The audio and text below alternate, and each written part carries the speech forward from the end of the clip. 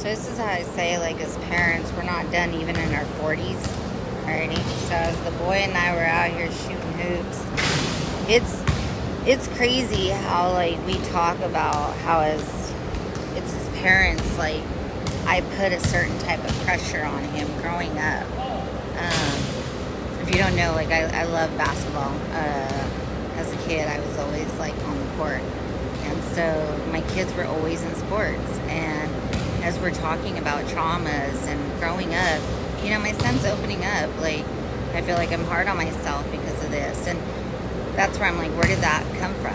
You know, and as we talk more about these things, a lot of it comes from us as parents. We put this pressure on them. And that's where I'm like, it wasn't all about basketball. It was, you know, a bigger meaning. It was, you know, sorry I put this pressure on you. And it's nice to be able to actually open up and talk to your kids about these things, because we also have these same traumas, right? Where we wanted our parents to be proud of us, or we have certain beliefs and expectations because our parents said it. So this is why I say, like, even at 40, you're not too old to reinvent yourself. Your kids are still going to look to you for guidance.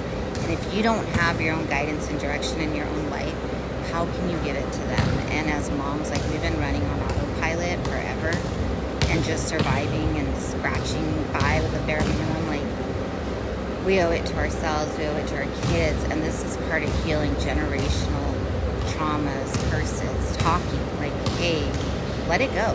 Forgive yourself, forgive me. You know, and I don't ever tell my kids, like, no, you're wrong for that. No. Hey, I made you feel a certain way. Like, hey, my apologies. Because I was also learning. Let's think about it. I was a mom at 16. You think I was trained by them? No. You know, we figure things out as we go. So give yourself some grace.